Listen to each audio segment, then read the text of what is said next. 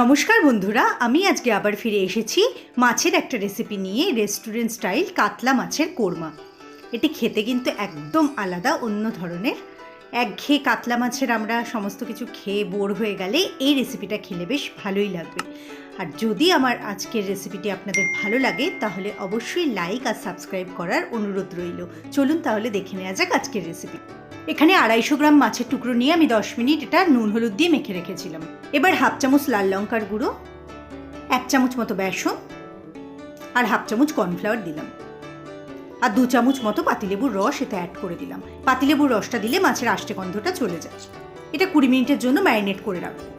এখানে আমি কাতলা মাছ নিয়েছি, আপনারা চাইলে রুই মাছও নিতে পারেন। এছাড়া ভেটকি মাছের ফিলেটও এখানে ব্যবহার করলে খেতে খুবই ভালো লাগবে। কোরমার স্পেশালিটি হলো বারিস্তা, আর সেটা আমি বানিয়ে নেব।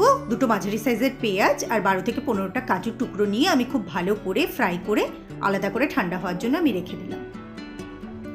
এবার একটা কড়াইতে 4 থেকে 5 টেবিল স্পুন রিফাইন্ড অয়েল নিয়ে নিলাম। ওটা গরম হলেই মাছের টুকরোগুলো একে একে দিয়ে ভালো করে লাল লাল করে ফ্রাই করে নেব। উল্টে পাল্টে দুদিকটা খুব ভালো করে আমি ভেজে নিচ্ছি। খুব বেশি কড়া করে কিন্তু ভাজবো না। মাছগুলো প্রায় ভালো করে ভাজা হয়ে এসছে। এবার একটা পাত্রে আলাদা করে আমি এটা তুলে রাখছি।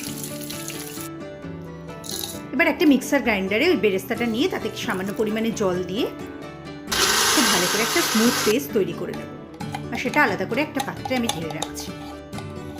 এবার মাছ ভাজার তেলেই একটা তেজপাতা, একটা দারচিনি, 2টো এলাচ আর 2টো লবঙ্গ দিয়ে দিলাম, আর ফোড়নের জন্য হাফ চা চামচ জিরে অ্যাড করলাম।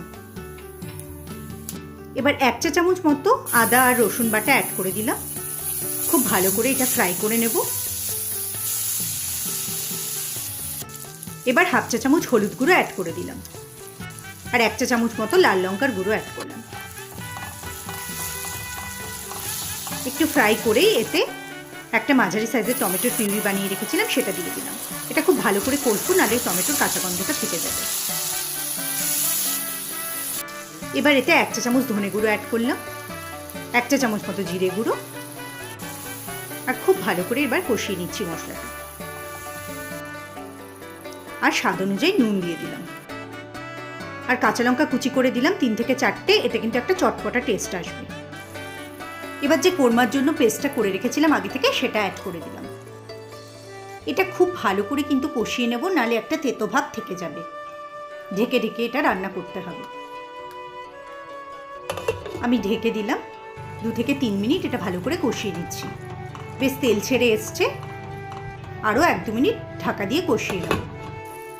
এবার স্বাদ মতো নুন আমি এতে অ্যাড করে দিলাম। তেলটা ছেড়ে এসছে, পুরো মশলাটা কষে গেছে। এবার হাফ কাপ মতো গরম জল এতে অ্যাড করলাম। অবশ্যই এখানে গরম জল ব্যবহার করবেন, আর গ্রেভিটা যে যেমন খেতে চান সেই অনুযায়ী জল এখানে ব্যবহার করবেন। এবার 1 মুঠো ধনেপাতা অ্যাড করে দিলাম, আর 1 চা চামচ মতো ক্রাশড রোস্টেড কাসুরি মেথি অ্যাড করলাম, আর ভালো করে এটা নেড়ে চেড়ে নিচ্ছি। এবার 2 থেকে 3 টেবিল স্পুন নারকেলের দুধ আমি ব্যবহার করছি। এটা পুরোপুরি অপশনাল, কিন্তু এটা দিলে টেস্টটা কিন্তু খুব ভালো আসবে। এবার গ্রেভিটা ফুটে উঠলে এখানে আমি ভেজে রাখা মাছের টুকরোগুলো অ্যাড করে দিচ্ছি। এবার 2টো দিক উল্টে পাল্টে ভালো করে গ্রেভির মধ্যে মাছগুলোকে মাখিয়ে নেব, আর একটা ঢাকনা দিয়ে 2-3 মিনিটের জন্য ফুটতে দেব। প্রিপারেশনটা রেডি হয়ে গেছে। এবার একটা পাত্রে আমি সার্ভ করে দিচ্ছি। খেতে কিন্তু খুব সুন্দর হয়। আপনারা অবশ্যই বানিয়ে দেখবেন, আর আমাকে কমেন্টের মাধ্যমে জানাবেন যে খেতে কেমন হয়েছে।